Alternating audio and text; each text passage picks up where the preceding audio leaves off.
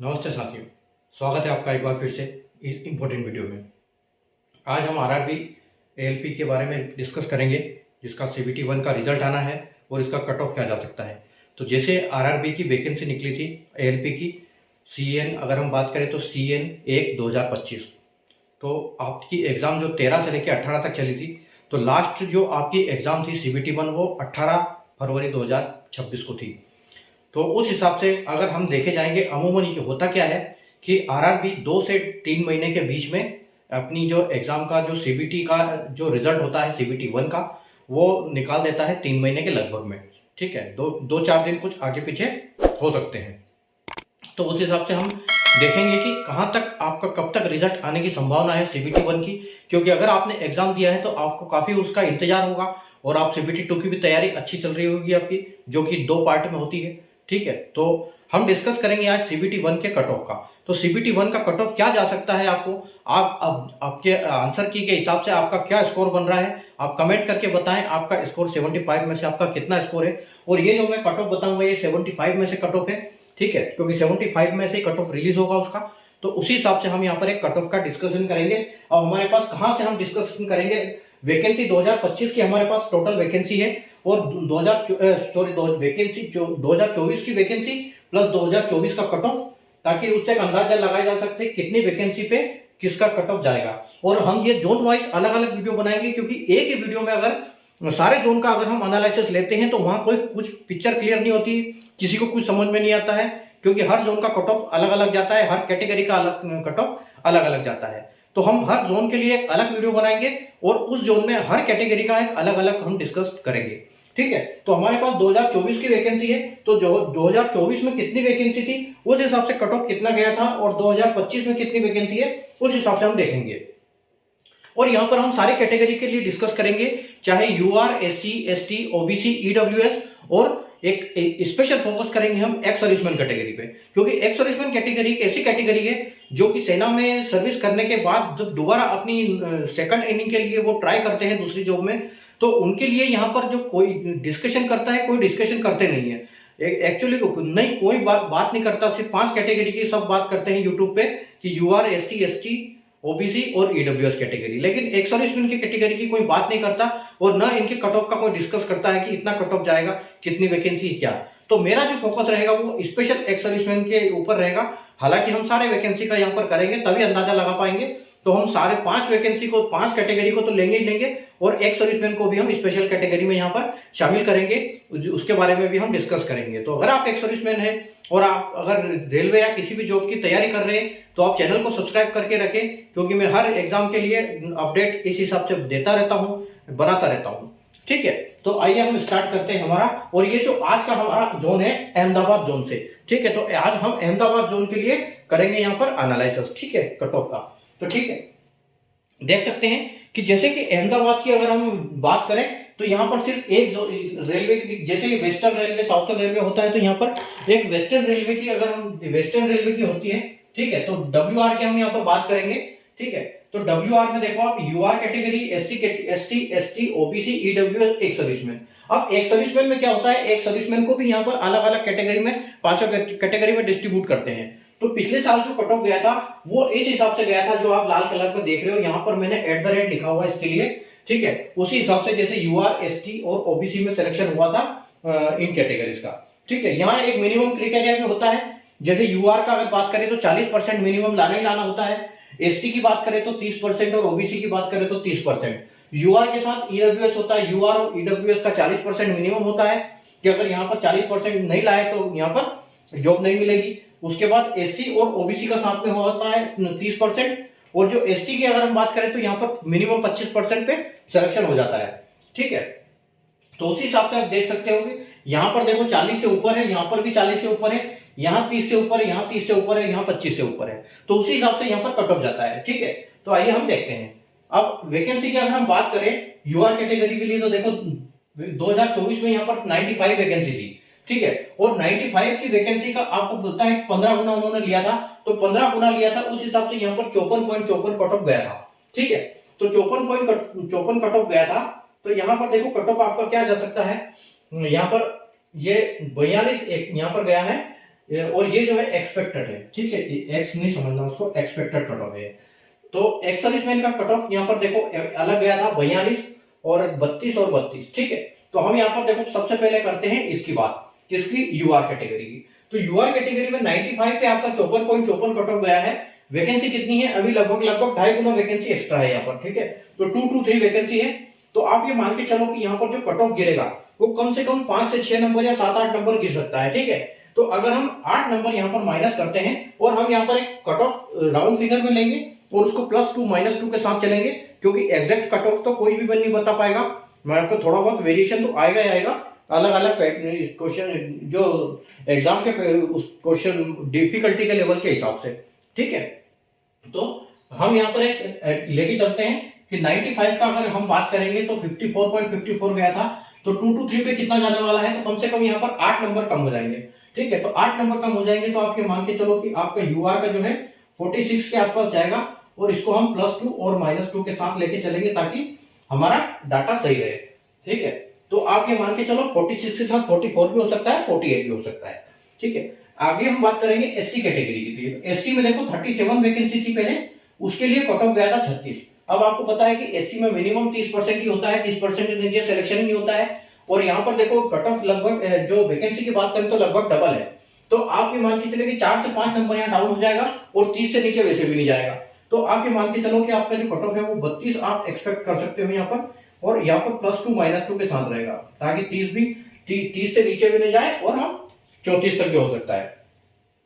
उसी प्रकार अगर हम एसटी की बात करें तो देखो 17 वैकेंसी थी, और 17 वैकेंसी के लिए आपका जो कट ऑफ गया था वो 28.67 गया था, ठीक है। 28.67 यानी कि आप देख सकते हो कि 30 से कम है, 25 से ऊपर है, क्योंकि 25 तो मिनिमम है एसटी के लिए, ठीक है। अब यहाँ पर देखो 17 और 17 34 होता है, और यहाँ 37 यानी कि डबल से भी ज्यादा वैकेंसी है, ठीक है। तो उस हिसाब से आप देखोगे तो आपका कट ऑफ यहाँ पर देखो ज्यादा तो कम हो नहीं सकता, क्योंकि अगर हम +2 -2 लेके चलेंगे तो 25 से नीचे तो जाएगा ही नहीं जाएगा।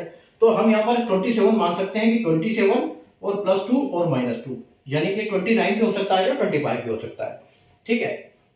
उसके बाद हम बात करेंगे ओबीसी की। तो ओबीसी में 65 वैकेंसी थी पहले, उसके लिए 41 कट ऑफ गया था, और मिनिमम ओबीसी के लिए 40% होता है, ठीक है। तो 41 कट ऑफ था और 130 वैकेंसी है, तो इससे नीचे तो फिर भी नहीं आएगा, क्योंकि 30% तो लेना ही लेना है, ठीक है। तो 30% यानी कि ओबीसी का 30% चलेगा, ठीक है। 30% रहेगा, तो आप यहाँ पर 41 पे गया ना, तो यहाँ पर वैकेंसी देखो सीधे डबल है, तो ये मान के चलिए 5 से 6 नंबर कम हो जाएगा, तो आपको यहाँ पर आप बोल सकते हो कि 35 और +2 और -2 आपको देखने को बिल्कुल मिल सकता है इसमें, ठीक है। उसके बाद देखते हैं हम ईडब्ल्यूएस कैटेगरी के लिए। तो ईडब्ल्यूएस कैटेगरी के लिए देखो 24 वैकेंसी थी, और उसके लिए 40 कट ऑफ गया था, ठीक है। और ईडब्ल्यूएस के लिए पता है कि 40 से नीचे जाता ही नहीं है, जनरल और ईडब्ल्यूएस दोनों के लिए सेम क्राइटेरिया रखा गया है कि मिनिमम आपको 40% लेके आना है। तो अब यहाँ पर देखो, यहाँ पर पिछली बार तो कोई वैकेंसी नहीं थी, ठीक है, लेकिन यहाँ अच्छा 120 के लिए वैकेंसी नहीं थी, इसकी तो 24 और 40, और यहाँ पर देखो 33, तो आपका अब 33 वैकेंसी है, यानी कि थोड़ी सी वैकेंसी बढ़ी है, कोई खास नहीं बढ़ी है, ठीक है, यानी कि आपके वैकेंसी लगभग 1.5 गुना हुई। तो आप ये मान के चलो कि 40 गया है कट ऑफ, ठीक है। तो यहाँ पर भी कट ऑफ जो कम 40 से कम जाएगा ही नहीं, क्योंकि यहाँ पर तो 40 मिनिमम चाहिए, ठीक है। तो आप ये मान के चलो कि हम अगर +2 -2 लेके चलेंगे तो यहाँ पर 42 लेके चलना पड़ेगा हमको, क्योंकि तभी आपका अगर -2 होगा तो 40 होगा, इससे नीचे नहीं होगा, ठीक है। अब उसके बाद हम बात करते हैं एक्स सर्विसमैन की। तो एक्स सर्विसमैन की देखो यहाँ पर पहले 24 वैकेंसी थी, उसके लिए कट ऑफ क्या गया था, एक्स सर्विसमैन में अगर हम यूआर की बात करें तो 42 गया था, और जो मिनिमम एक क्राइटेरिया है ये एक्स सर्विसमैन भी के लिए भी इतना ही है कि भैया अगर यूआर का एक्स सर्विसमैन है तो आपको 40 लाना है, ईडब्ल्यूएस का एक्स सर्विसमैन है तो आपको मिनिमम 40 लाना है, एससी और ओबीसी का अगर एक्स सर्विसमैन है तो आपको 30 लाना है, और अगर एसटी है तो आपको 25 लाना है, ठीक है। तो एक्स सर्विसमैन को भी आप देख सकते हो कि जो पिछली बार क्या कट ऑफ गया था 42, और यहाँ 32 और 32, ठीक है। तो इन दोनों को 30। तो आप ये मान के चलो कि पहले इनकी कितनी वैकेंसी थी, पहले 40 वैकेंसी थी, अब 50 वैकेंसी है, यानी कि वैकेंसी यहाँ पर भी डबल है, ठीक है। तो अगर हम एक्स सर्विसमैन की बात करें, ठीक है, तो हम ईएसएम कट ऑफ करते हैं, ईएसएम कट ऑफ, ठीक है। अगर एक्स सर्विसमैन की हम कट ऑफ की बात करेंगे तो अब देखो ये हमको यहाँ पर पता नहीं कि यहाँ पर कौन कितने एक्स सर्विसमैन को किस कैटेगरी के लिए लेने वाले हैं, लेकिन अभी इसके लिए हम क्या करते हैं, यहाँ इसको कॉलम को छोड़ते हैं, एक्स सर्विसमैन के लिए हम मोटा हिसाब किताब लगाते हैं कि क्या हो सकता है। ठीक है। तो अगर मान लो आप एक सर्विसमैन हो, अगर हम सोचते हैं कि सारी वैकेंसी में हमको ये तो पता नहीं है कि किस वैकेंसी के लिए कितना कट ऑफ जा सकता है, किस वैकेंसी में किस कैटेगरी में एक सर्विसमैन की वैकेंसी है, क्योंकि यहाँ देखो एससी और ईडब्ल्यूएस में थी नहीं, इसलिए हम सारे इसका कट ऑफ ले लेते हैं कि क्या कट ऑफ जा सकता है। ठीक है, वो जिसमें भी वैकेंसी होगी वो अपना वो उस हिसाब से कर लेंगे। ठीक है, तो अगर डबल वैकेंसी है तो देखो यहाँ पर 50 पहले 42 गया था, और आपको पता है कि यूआर और ईडब्ल्यूएस में 40 से नीचे जाएगा नहीं। ठीक है, तो आप यहाँ पर फिर भी अभी भी 42 के आसपास ही एक्सपेक्ट कर सकते हो, 42 + 2 - 2, और ये वाला है एक सर्विसमैन के लिए, और यहाँ पर भी एक सर्विसमैन के लिए 42 ही रहेगा, क्योंकि 42 से नीचे तो लेने वाले है नहीं एक सर्विसमैन को ईडब्ल्यूएस और यूआर की कैटेगरी में। उसके बाद अगर हम इसकी बात करें 32, तो देखो यहाँ पर भी 32 है आपका और यहाँ 35 है। ठीक है, तो ओबीसी एससी थोड़ा बहुत वेरिएशन रहता है कट ऑफ का, तो मिनिमम जाएगा नहीं, तो आप यहाँ पर भी इसको 32 एक्सपेक्ट कर सकते हो।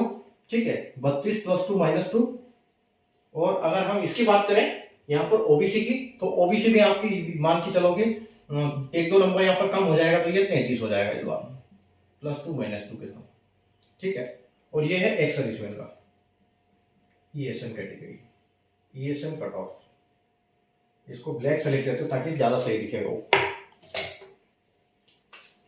और ये वाला है एक्सपेक्टेड कट ऑफ, जिसको कर देता हूँ एक्सपेक्टेड। ठीक है, और ये हो जाए ईएसएम कट ऑफ। ठीक है, उसके बाद अगर हम इसकी बात करेंगे एसटी की, तो अगर एसटी का कोई एक सर्विसमैन है, ठीक है, एसटी का अगर एक सर्विसमैन है, ये मैं यहाँ पर ऐसे कर देता हूँ। ठीक है, ताकि पता रहेगा कि हाँ यार इसका है।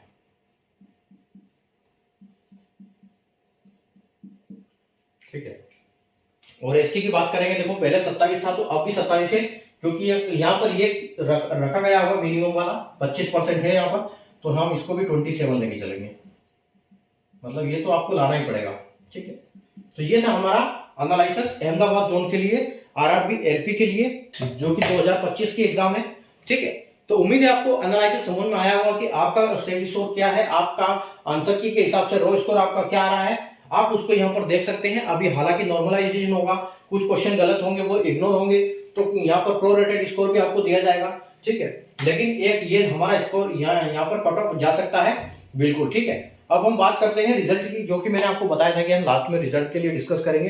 तो रिजल्ट देखो 2.5 से 3 महीने के बीच में रिजल्ट रिलीज कर देता है सीबीटी 1 का आरआरबी।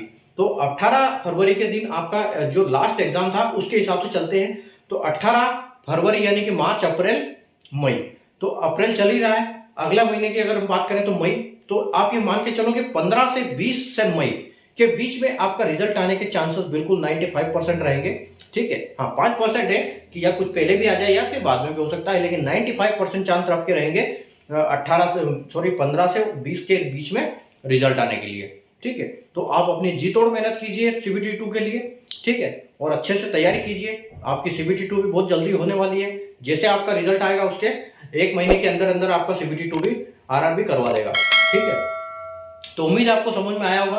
आपका अगर अहमदाबाद जोन नहीं है, आगे वाला आपका जोन है, तो आप चैनल को सब्सक्राइब कर लीजिए। आगे हम हर जोन की ऐसी वीडियो बना के आपके लिए मैं लेके आऊंगा, ताकि आप कट ऑफ से अवगत हो जाए। ठीक है, तो रिजल्ट आने से पहले पहले हम सारे कट ऑफ को क्लियर कर लेंगे। ठीक है, तो चैनल को सब्सक्राइब करके बेल आइकन को ऑल पर प्रेस कर लीजिए, ताकि ऐसे इंपॉर्टेंट वीडियो की नोटिफिकेशन आपको मिलती रहे। वीडियो को लाइक और शेयर जरूर कर दीजिएगा। ठीक है, मिलते हैं नए जोन के एनालिसिस के साथ नए वीडियो में, तब तक के लिए गुड बाय, टेक केयर।